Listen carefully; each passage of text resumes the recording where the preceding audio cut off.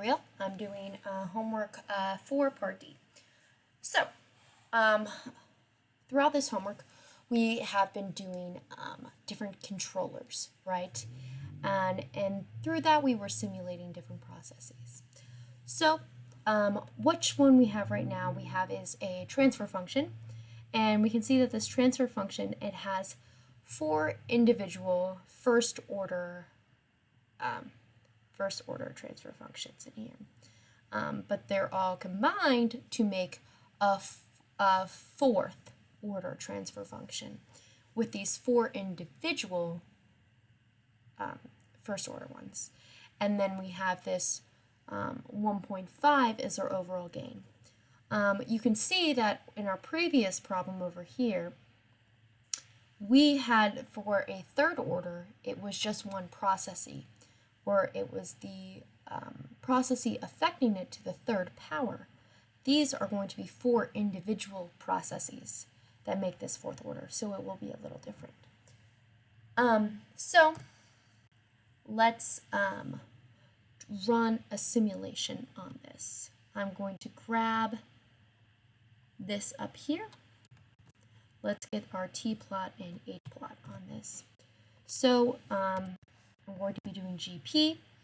Our lambda, so our time step is going to be 1. We want to do n to be 30.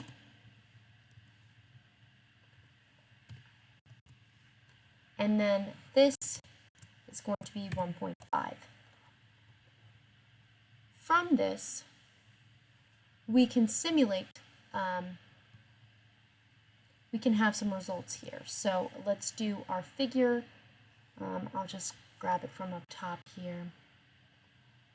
So figure for these h-plots. And then I want to do this, instead of lines, I want to make it markers. So we're having a simulation here. We're simulating data points on this. And this is very clear. You know, there's no disruptions on it. So we're going to try to mess this data up a little bit and make it more to what real life data will be. So what we can do is change this from y is equal to random dot normal. We're going to have the location being the h-plot, and then the size. So how far do you want these points to deviate from their actual value, or their current value is 0.1. So that's good. So now we can change this down here to our y.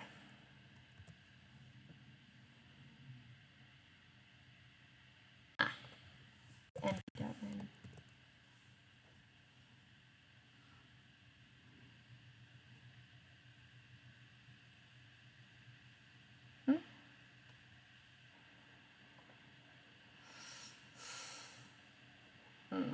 So this is going to be scale instead of size. Change this back to 0. Okay, so now we can see our data points here.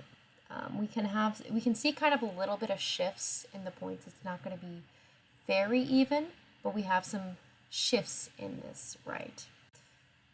So now we're going to go over to our Laplace transform table. So here we have this. Here we have a first order transfer function, and if we do the inverse of this Laplace transfer function, we'll get this here. So we want to use this as a kind of a line best fit for our 4th order transfer function, for our 4th order transfer function, right? So what we can do is we'll say y model is equal to k times 1 minus mp dot xp to the negative t plot divided by tau, right? So then from this, we can have is we're going to have our y. Let's graph this.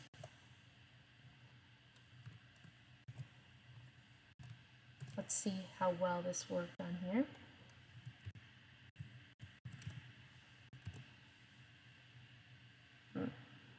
Let's change this to lines. So we're just trying to find like a line best fit for this. So we can see that this is going above it. So what we can do right now, what's causing this, is our t should be less than our theta, right? So we want our t to be less than theta, so we can do mp.where,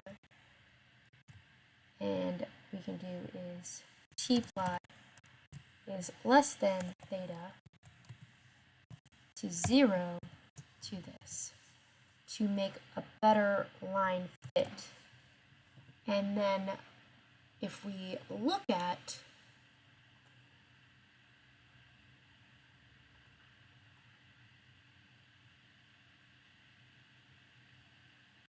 our PID parameters, we can see that it's theta and tau.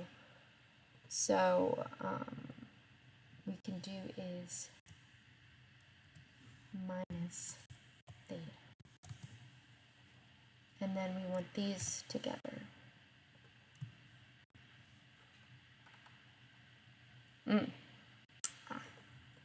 And for this, we're going to need to set ourselves,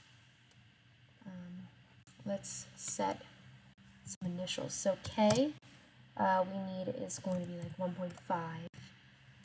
Our tau is going to be 12. Our theta, say 8. Okay, so we have our initials of these, which is our K is going to be our proportional controller, our tau is going to be our time constant, and then our theta. And then, let's see.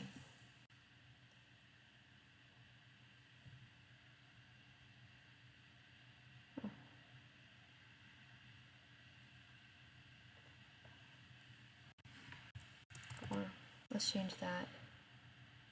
Let's change this to 8 to see if that changes anything. Okay, there we go. So I changed these values here to make it better fit. So we have an 8 and a 4. So from this here, we have our y model, and then I did our t plot less than our theta. So for this makes a time delay. So this is causing a time delay here, and then our function's going. So that's why it's called the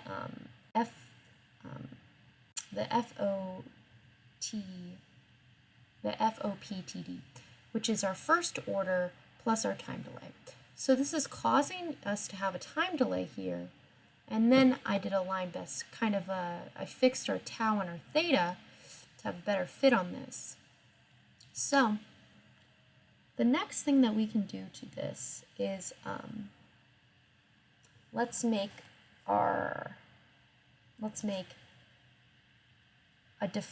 define a function for our sum squared error. I want to make this a very good line best fit. So it's going to be define a sum squared error, and we are going to make this a vector. And this vector is going to have be made up of our k, our tau, and our theta. And that's going to be it's going to equal our vector, right? We're going to use our y model for this, where we plug in, where we're given these, our theta, our t, and our k, right? And then we want to return is our sum squared error, which is mp.sum, and we're doing a y minus y underscore model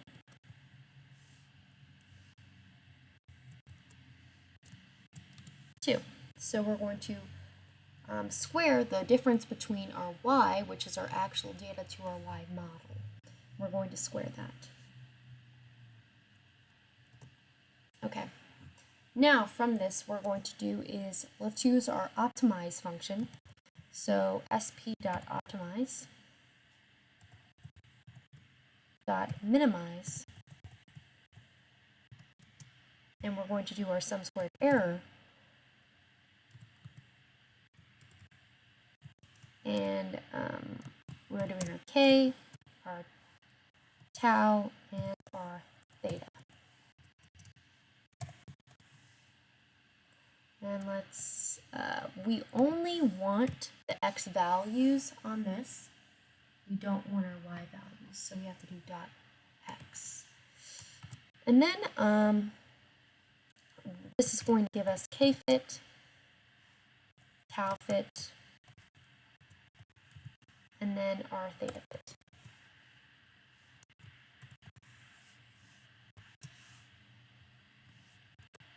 Okay, and so now let's go and code this. So I'm going to take these here, this down here. Okay, so instead of having our y model, because our y model changes in this, we're going to use what we did for our y model, which was this here. So the equation for our y model, Control C. And then instead of having these, we're going to plug in our fit that we got from our optimize function. So then this is fit here. And then tap it. So let's see what this does. Okay. Okay. We have a really good line fit. So we do still have that time delay, and then it's going up and it's fitting the line very well. So this is going to be for the first order function, and then we'll be doing the rest of this video. We're going to be doing homework for part D. So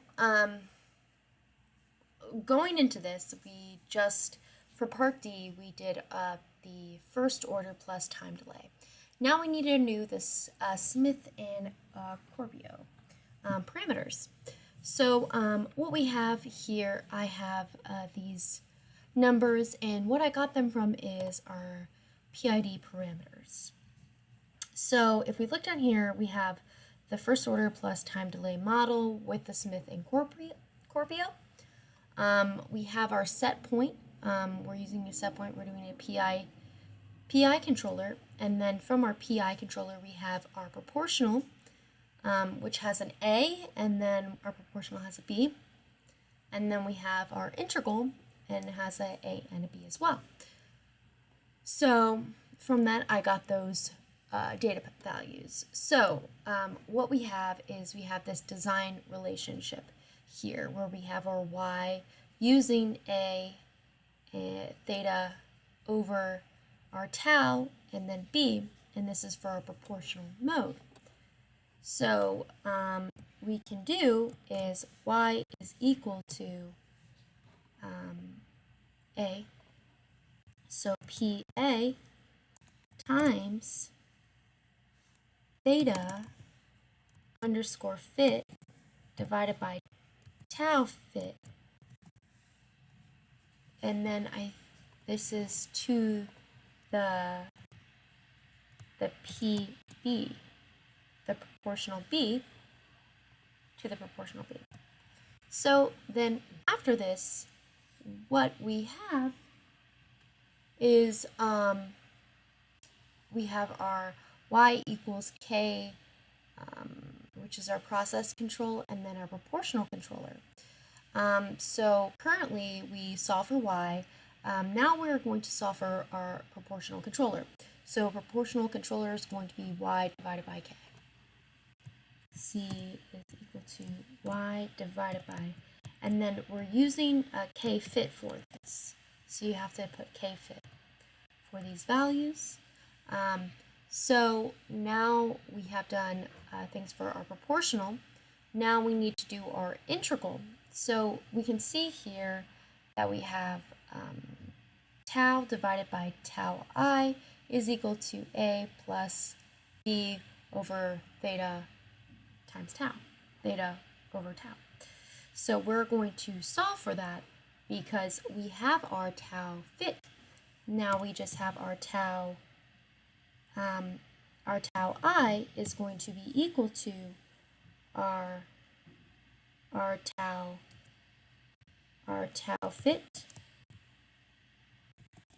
divided by, then this is where we have IA, I think it's plus B plus IB multiplied by theta underscore fit divided by tau fit,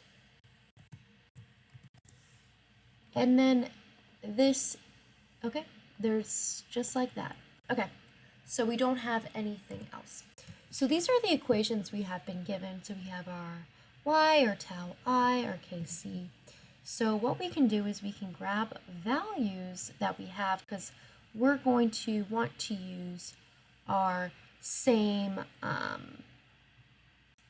transfer functions, because we need our transfer function and of our process, and we need our transfer function of our closed loop. So we are going to use that closed loop function that we have down here. So we're going to not need to use this. So we have our kc, which is going to be, it's going to be here, is where it's going to calculate that. Tau I is going to calculate it based off of this, and then we're going to use that to do the closed loop. So this looks good. We want to make sure that all these values are going to be pulled from our fitting that we made already. So from this, we have this all good. Now let's go and do our simulation. So we can pull it up again over here.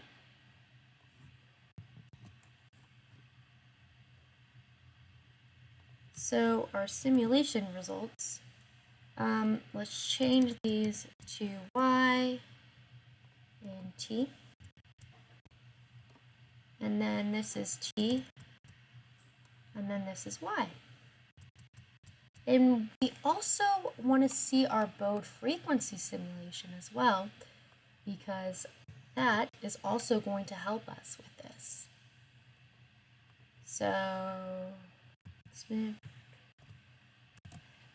okay, let's look at our line best fit for this using the Smith and Corpus. So we have our function here, and it's becoming steady state at around 1, which is good to know. And then let's go down to our Bode function. So where our crossover function is about 3.1, give or take.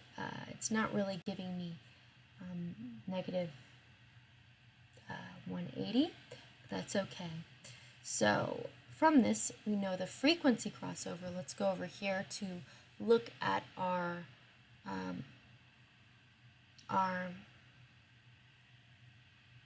amplitude ratio. So it is, again, it's 3.14.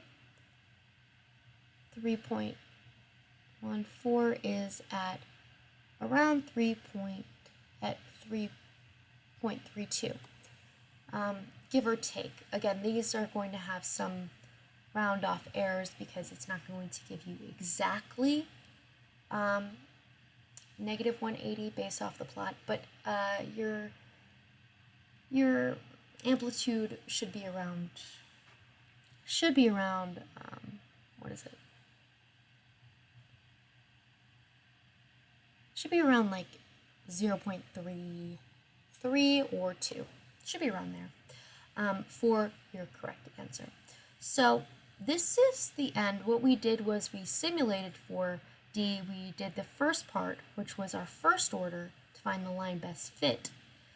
And then we used the Smith and Corpus PID parameters, and then using those fit models we had, we were able to simulate our function during this.